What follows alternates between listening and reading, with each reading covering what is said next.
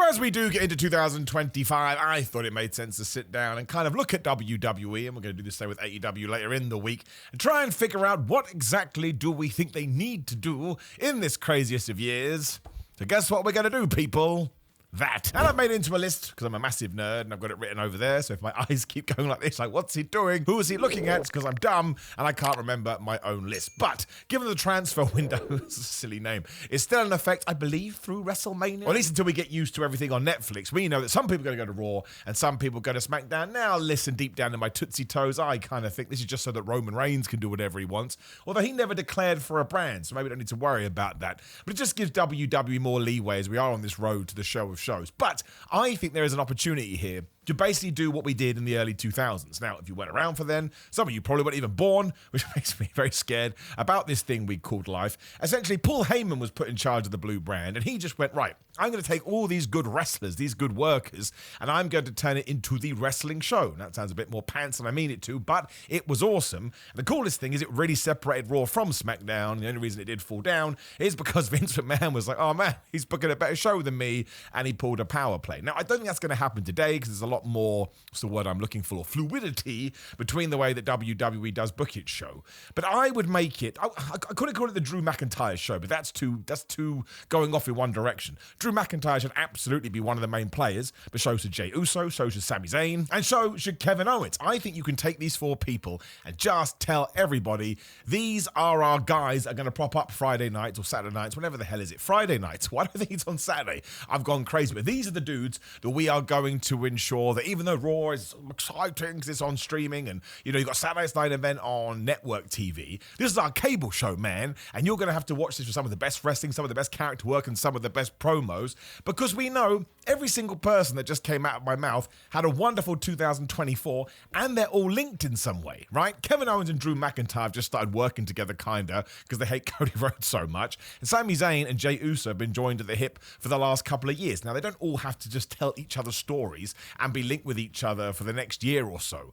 but I think you could make Drew McIntyre the dominant world champion, and you can have Kevin Owens and Sami Zayn doing something together, because of course they've got mad history, and Jey Uso can be Drew's first contender, then you can go to Sami, and you can work other people into this as well, because I don't really know what Gunther is going to do or what Cody Rhodes is going to do. But if either one of those guys stays or goes to Fridays, which they're going to have to do, you can't have the both world champions on the same program. That would be ridiculous. And that's another bit of star power that you can throw into the mix. And I think all of a sudden, it won't feel like there's this idea, because Raw is now the A show again, because it is on Netflix, that SmackDown is some kind of crappy brand we're just throwing in the corner. That is not true. 2-hour SmackDowns in 2024 were some of the highlights of WWE. And come the spring, I believe it's going back to 120 minutes. So it has all the potential in the world. So I get it. If you want to have the Roman Reigns and the Cody Rhodes, the people that WWE paint as the face of the company, totally understand it, totally get it. And I love that too. But there are the dudes that are just below that are kicking so much ass. And I think if you give them the freedom to paint their canvas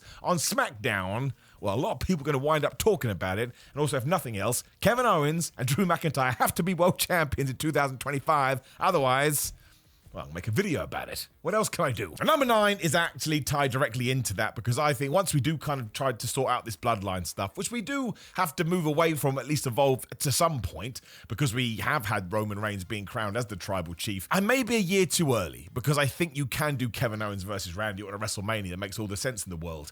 But I really want to see Sami Zayn versus Kevin Owens in a big WrestleMania match. I know we've done this before, but I just think the new era is so much better at leaning into history and leaning into stories and allowing people to go crazy on the microphone, that this will be the definitive match. Once it's done, you never need to go back to it, and you can probably separate them or even reunite them. But this time, if we did it, we're also basing it off the fact that, one, Kevin Owens has said he needs to talk to Sami Zayn because he too is now buddy-buddy with the bloodline again. But also, this comes off the back of their tag team title main event win at WrestleMania 38 or 39, whichever one it was, which adds even more emotion to this cake. Not that you can put emotion into a cake, but if you want a love sponge, you can probably do that. I massively regret saying it. But it just kind of ties into number 10, right? Because I think they're so good, and because I think we can tell a wonderful narrative here, I just really want to see it in 2025. And let's not forget, as I am talking to you, there is still 4 months until WrestleMania. Cody versus Kevin Owens will be done at the Royal Rumble. We still have a few events. I mean, WWE are good at kind of taking their time, so absolutely absolutely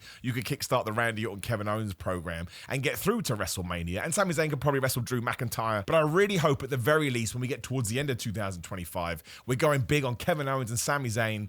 I would love it if a world title was involved to really blow this up in the proper way, but I think that would almost double down on this idea of what SmackDowns can be. And if you're a nerd like you or a geek like me, all of a sudden we can just be like, oh my gosh, I can't believe it. And if they do execute this right, imagine Sami Zayn beat Kevin Owens for the world title, something people were desperate for back in 2023 when we had the Elimination Chamber.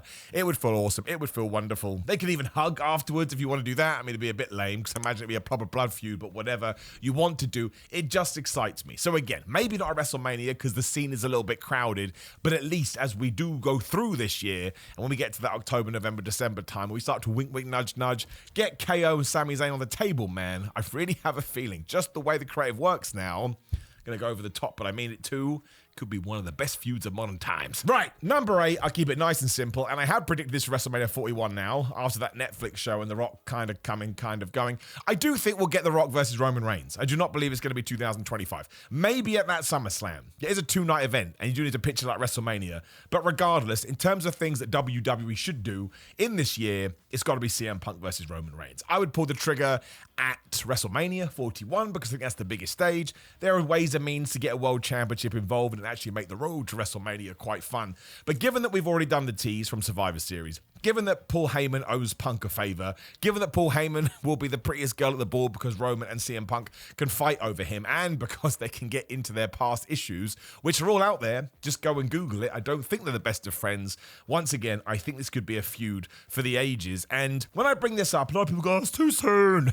Don't know why I talk like that, but it's too soon. Screw all this too soon stuff. One, I'm going to be dead eventually, and I don't want to risk it. But 2, wrestling is such a, what's the word I'm looking for? But it's not a solid thing, is it? It's not a structural integrity business. People get injured, people go down, other things happen where we have to change the cards. And I do not want that to happen to anybody, but I didn't want Punk to get injured at the Rumble. I didn't want Cody to tear his pec, and that shifted so many things around. And while WWE are so good at pivoting and kind of going, well, we can do this, the CM Punk Drew McIntyre feud was born out of all of that. Let's learn from it and go, well, wait a minute. The Rock's not involved. We're doing Cody Rhodes versus John Cena, I presume, something else we should do in 2025. Let's go to Punk versus Roman. And the other reason I like it as the other main event, apart from the star power, is Cody Rhodes versus John Cena. It will get dark eventually, and they'll take some pot shots, but ultimately, it's going to be like, I don't know, 2 granddads talking to each other. I don't mean through age, but they're going to be very nice and very respectful. Whereas CM Punk and Roman Reigns are going to be like the most horrible human beings of all time, and they will tear each other to shreds,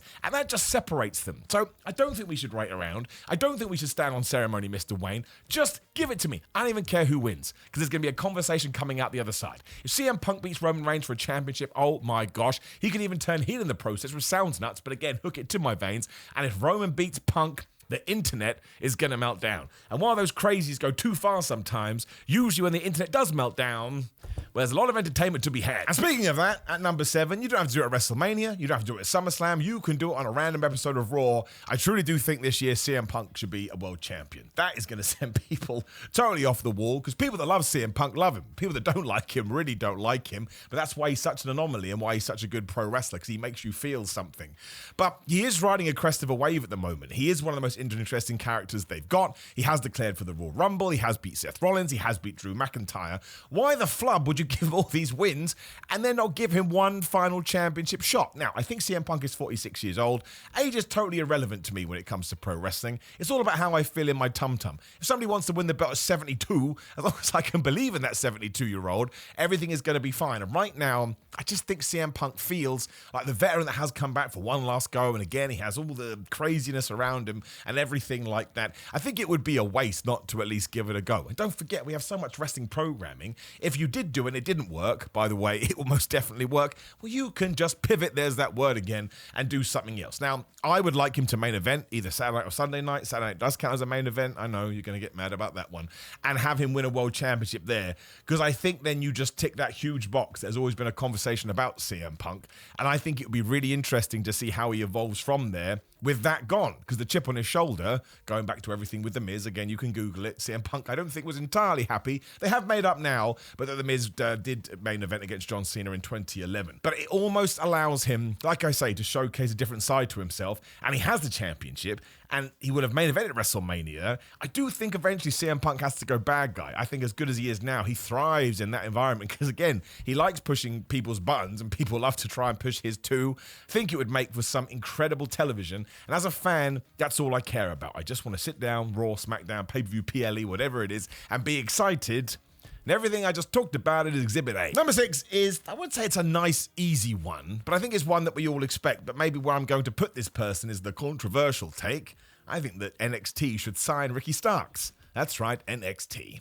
Because I don't like all these disparaging comments against NXT. You cannot say it's a developmental territory anymore. 50% of it is. Of course it is. And that's why you have a bunch of people that are learning the ropes. And I love that. It gives NXT a real freshness and a real uniqueness to it. The storylines are totally nuts, which I really, really enjoy. But a Julia going there is to give her WWE reps. The same with a Stephanie McCall. The same with an Ethan Page. I mean, come on, man. Ethan Page knows what he's doing.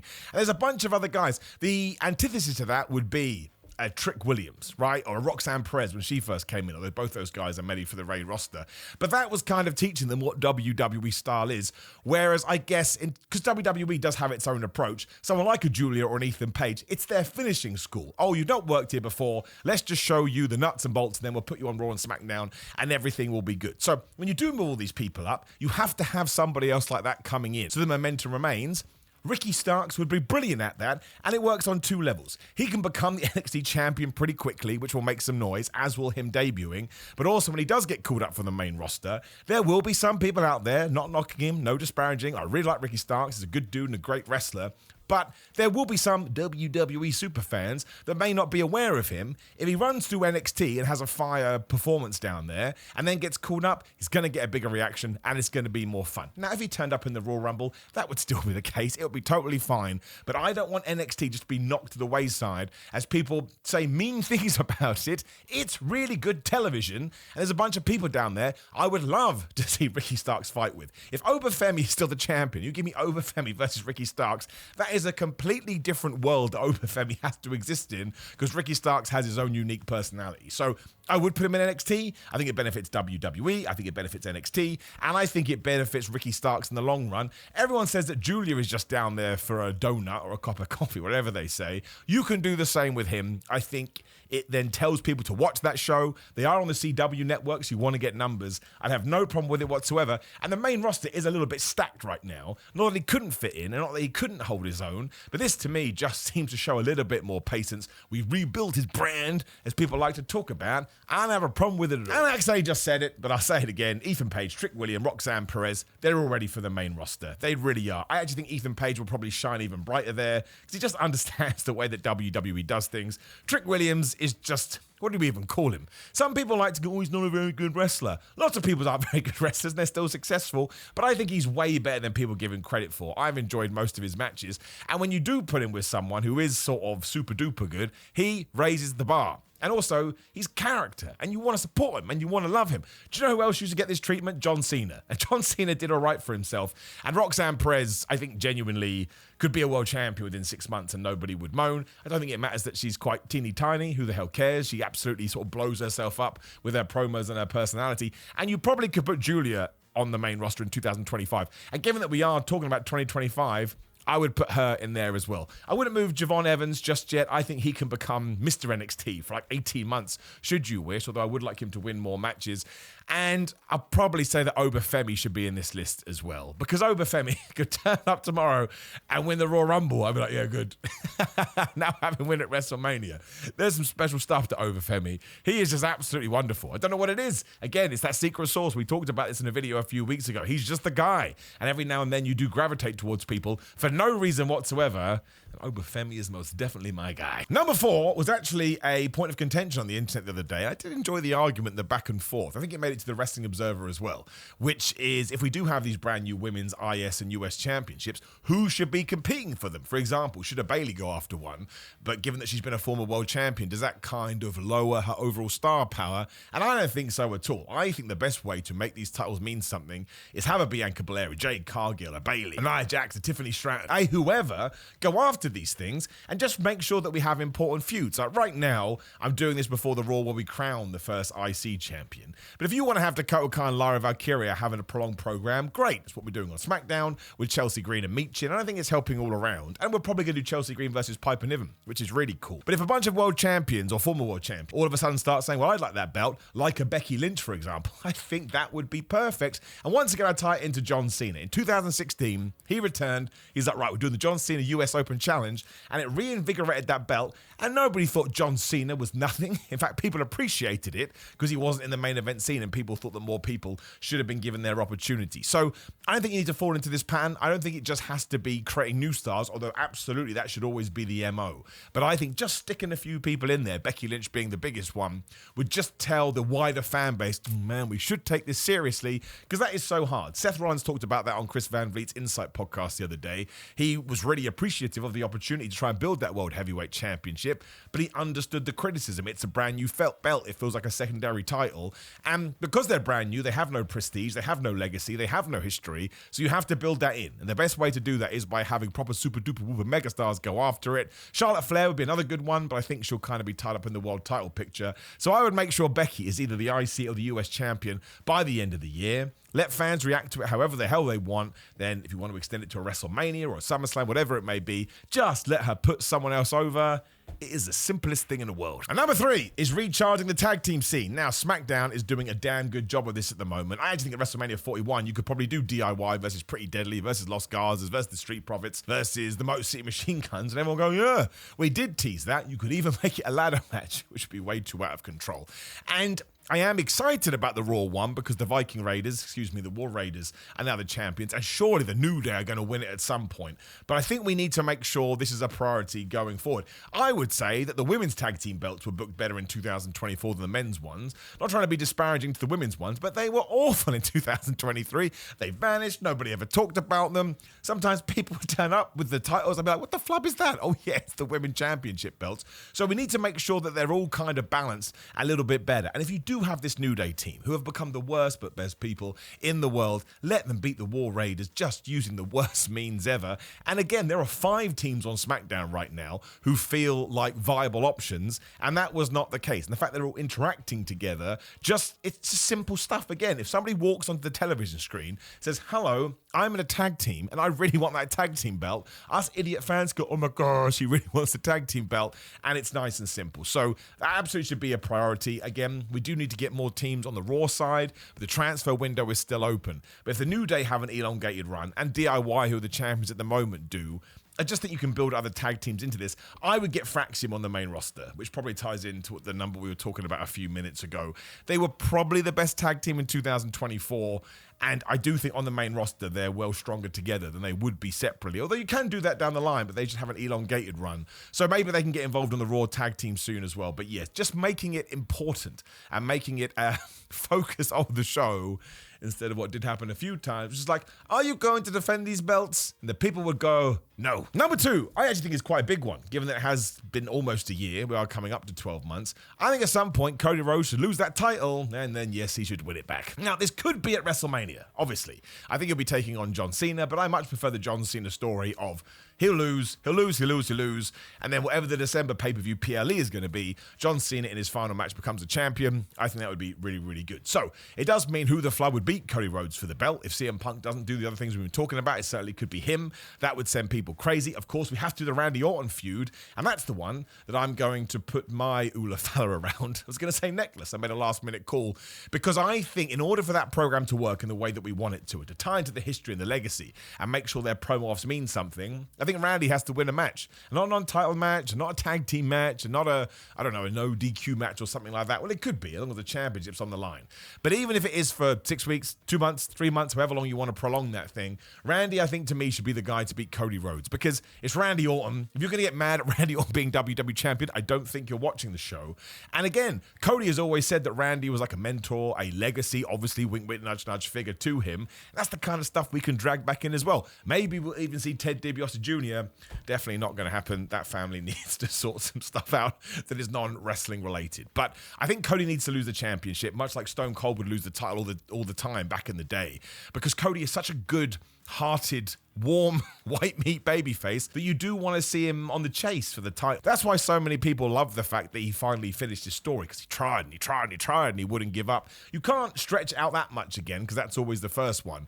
But we've established him as the guy. We've established him at the top of the card. That's not going to go away. And there'll be a certain type of people where Cody Rhodes is their guy, going back to that conversation. So they'll support him through thick and thin. But you don't want to push it too far, especially because Roman held that belt for so long and it will start to feel too similar. So I think he can lose it. Even if it's in 24 hours, it doesn't matter. You can tell that story. We did that with Austin plenty of times back in the late 90s. And I understand the business and the industry is different, but the way people connect to wrestlers isn't. And if you can do it during a match where nobody thinks he's going to lose, which is what happened with Stone Cold versus Kane during that First Blood King of the Ring match, I think we could copy a little bit of the past, but build it into the modern future. So whenever you want to do it, it's totally fine. Doesn't have to be on a super duper whooper show. Sell Randy Orton as Randy Orton. He can take care of the rest. But I do think he should probably beat Cody and for a little while be the champ. And number one is kind of going to come out of nowhere, but I did want to give you an obvious one, like John Cena should win the 17th world title. We've talked about that on many a video. Something I think WWE should do once we've got all the other feuds out the way and we are heading towards WrestleMania 42, and we should start teasing it again in Q4, whatever the hell people call it. I think you want to get it very, very clear that one of our big matches for 2026 Charlotte Flair versus Becky Lynch. Because I actually think Becky Lynch could be back as soon as tonight, and today's the 13th of January. There is a Raw obviously going down later on, and I think Charlotte Flair will return and win the Royal Rumble. Becky will hang out on Raw, Charlotte will hang out on SmackDown, or vice versa. I think you want to keep them as far away from possible, not even a tease, not even a wink, wink, nudge, nudge, a backstage skit, and then eventually they do clash paths in whatever match you do want to do, and then yes, I think that should be, it could be for a championship, it could not be for a championship. I just think with the promos, once again, WWE is so keen to lean into history and to lean into personal beef. I do believe they're friends now. But if you want a brand new CM Punk versus Seth Rollins, which they ultimately do going into the new year, I think Becky and Charlotte is it, mostly because we have done this with the men a lot, but we've not done it overly with the women, and these two would be the best to do it, because again, they can talk about their past. They are massive stars. I think most people accept this with Becky. Some people act like Charlotte isn't, which I find nuts. Charlotte would be pushed to the top of anybody's roster because she's so talented and she has all the cinema and the aura and all that noise. But, you know, we've just come off this Raw debut on Netflix, and CM Punk, Seth Rollins was so good because of the things they were saying to each other. You're like, oh my gosh, this is real. Charlotte and Becky have all of that too. So I think you want to strike while the iron is hot. So if they are going to be back soon, again, make sure they interact with other people, then get to your October, November, December, whenever you want to pull the trigger and put them together and sell it in a way that it's never been sold before, because I know they fought in the past, but it would not be the same as the new era would do it. And I think it would be one of the biggest matches of 2026. Now, of course, I want to know what you think WWE should do in 2025, so drop me a comment below. Like the video, share it, subscribe, click the notification bell, and please do subscribe. I think I just said that. Otherwise, go into the description, just click things, follow me on social media, come buy my t-shirts at Pro Wrestling Tees, find me on Cameo, Simon, just search for my name, and grillermind.com/Simon. Use code Simon to get 10% off. These are the best fitness supplements there are. Otherwise, keep enjoying wrestling. It's there to entertain you. Now, I'll see you soon.